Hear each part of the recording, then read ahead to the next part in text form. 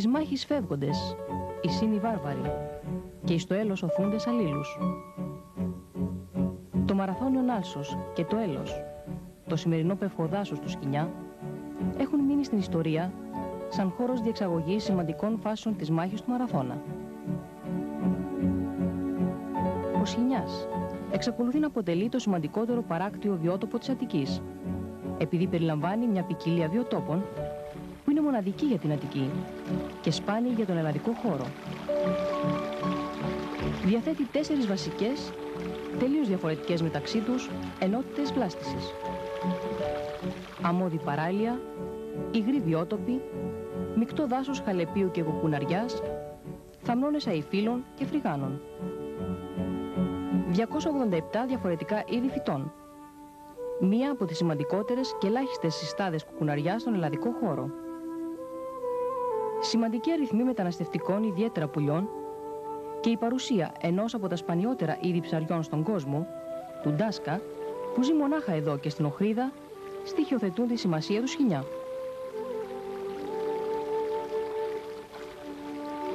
Ο Σκοινιάς είναι μια από τις ελάχιστες περιοχές που διατηρούν τη φυσικότητα του κλασικού αττικού τοπίου.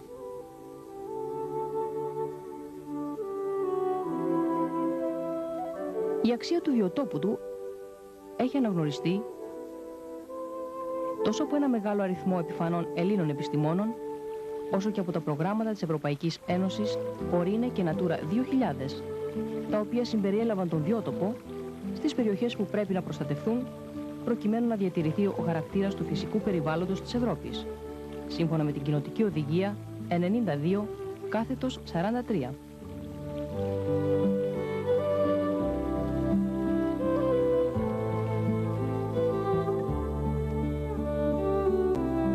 Επιπλέον, ο Οργανισμός Αθήνας προωθεί σχέδιο δημιουργίας φυσικού πάρκου στην περιοχή. Αν η Επιτροπή Αθήνα 2004 θέλει και αυτή πραγματικά να προστατευτεί το φυσικό περιβάλλον της Αττικής, όπως αναφέρεται στο φάκελο, τότε θα πρέπει, τονίζει η Ελληνική Ορνηθολογική Εταιρεία σε σχετικό δημοσίευμά της, να αλλάξουν θέση οι εγκαταστάσεις κοπηλασίας κανόε-καγιάκ στο Σκοινιά του Μαραθώνα. Εναλλακτική λύση για τη διεξαγωγή των κοπηλατικών αγώνων είναι αυτή της λίμνης των Ιωαννίνων, όπου ήδη υπάρχουν εγκαταστάσεις. Μια άλλη πρόταση της Ορνηθολογικής Εταιρείας, σε ό,τι αφορά τον βιότοπο του Σκοινιά, απευθύνεται στους εκπαιδευτικούς και τα σχολεία, που θέλουν να γνωρίσουν στους μαθητές τους το κλασικό αττικό τοπίο. Σε αντίθεση με άλλες πόλεις της χώρας, που διαθέτουν σε κοντινή απόσταση υγροτόπους, η Αθήνα, που συγκεντρώνει το μεγαλύτερο αριθμό νέων της πατρίδας μας, παρουσιάζει σημαντικό πρόβλημα γνωριμίας των μαθητών με ένα από τα αντιπροσωπευτικότερα κομμάτια της ελληνικής φύσης.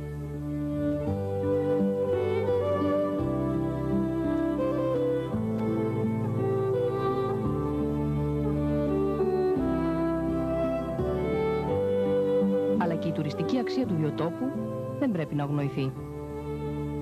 Ο βιότοπος του Σκοινιά αποτελεί μία από τις ελάχιστες και ουσιαστικότερες διεξόδους και προτάσεις για μια δυνατή, ίσως και μοναδική γεύση για συνέδρους και ταξιδιώτες από το ελληνικό περιβάλλον. Ήδη, η περιοχή περιλαμβάνεται σε γνωστούς οδηγούς επισκεπτών με περιβαλλοντικά ενδιαφέροντα. Όλα αυτά βεβαίως μπορούν να εφαρμοστούν εάν πολίτες και αρχές σεβαστούν το τοπίο και δεν συνεχίζουν να οικοδομούν ανεξέλεγκτα, προσβλέποντας μόνο σε ατομικές απολαύσεις και οικονομικά ωφέλη, αδιαφορώντας για το μέλλον αυτής της ανεκτήμητης γης.